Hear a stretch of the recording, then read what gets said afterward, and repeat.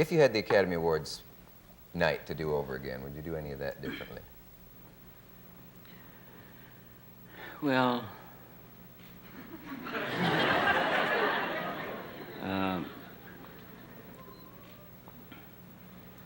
I don't think so, no. I felt that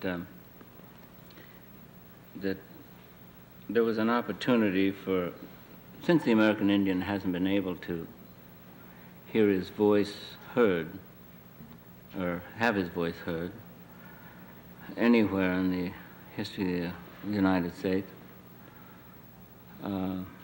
I felt that it was a marvelous opportunity for an Indian to be able to voice his opinion to 85 million people. I guess that was the number. And I felt that he had a right to, in view of what Hollywood has done to him. And I was embarrassed for Shashin. She wasn't able to say what she intended to say. And I was distressed that people should have booed and whistled and stomped, even though perhaps it was directed at myself. They should have at least had the courtesy to listen to her. But I think she did very well, and I was very glad that she did have what opportunity she had to say what she did. And why didn't you get to read your entire statement as you planned it? Well, I think that they felt that it was inappropriate, and I actually don't know. I think they didn't want her there. They didn't want the evening interrupted with that particular note. And from their insular point of view, I felt that perhaps they had a point. But I don't think that people generally realize what the motion picture industry has done to the American Indian. As a matter of fact, all ethnic groups, all minorities, all non-whites. And people just simply don't realize. They just took it for granted that that's the way people are going to be presented, and these cliches were just going to be perpetuated. And so when someone makes a protest of some kind and says, no, please don't present the Chinese this way, or please, I mean, on this network every night, well, perhaps not every night, but you can see silly renditions of human behavior.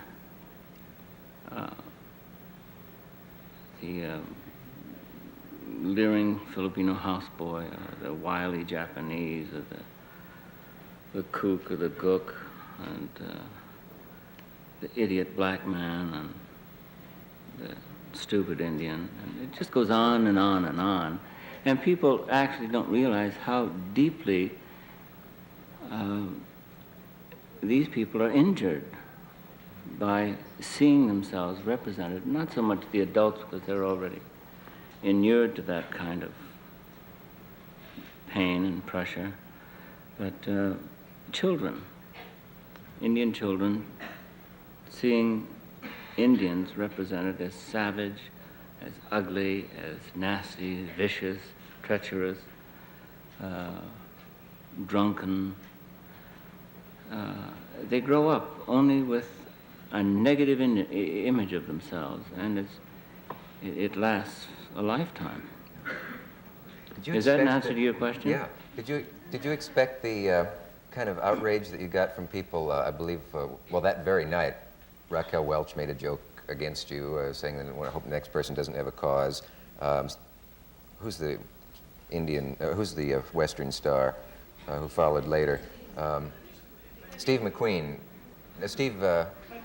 Clint Eastwood, yes, of course. I very seldom make mistakes. He did his version of a joke, and then John Wayne looked like he was about ready to get a posse together. He looked so sore. Did that surprise you, that they would be angered that you desecrated their cathedral? I wasn't surprised, no. There were a number of people that felt that Sachin had not been welcomed and not been treated properly, and people that were sympathetic to what she was trying to say. And I received an awful lot of mail in support of that. The booing made me sore. Well, actually, I think the people were booing at me. They were booing because they thought, well, this moment is sacrosanct, and you're ruining our fantasy with the intrusion of a little reality. And I suppose it was perhaps unkind of me and to do that, but there was a larger issue, and it's an issue that nobody in the motion picture industry has ever addressed themselves to, unless forced to. I mean, the blacks have brought about changes because they were just damn angry about it. And they thumped the tub and threatened and made some noise about it. But if they had just been silent and thought, well, gradually wisdom will come to those who are in the business of the movies, and they will do right by us. And the day would never have come. We, have a lot to be grateful for that the blacks were as insistent as they were that the image of blacks were changing.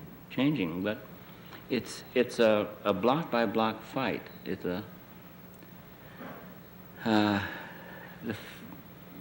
people are very timorous now about showing blacks in an unkindly light.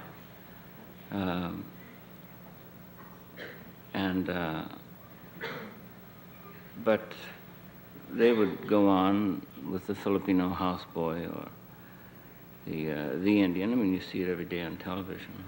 Not every day. There's a World War II movie in which, actually it's John Wayne again, I don't mean to pick on him, in which he refers to Mr. Tojo's little yellow-bellied rats. And there was so much racism in World War II movies. You see, it's really, really surprising. I mean, it was so crude that it's worse than you remember it. The thing that bugged me, too, was that people said, there's Brando jumping on a social cause bandwagon now, getting in on the Indians, forgetting that in the 50s you were, I think, one of the first people fishing with the Puyallup Indians up on the West Coast. You must forgive me. We must take a message, and we'll be right back. Stay where you are.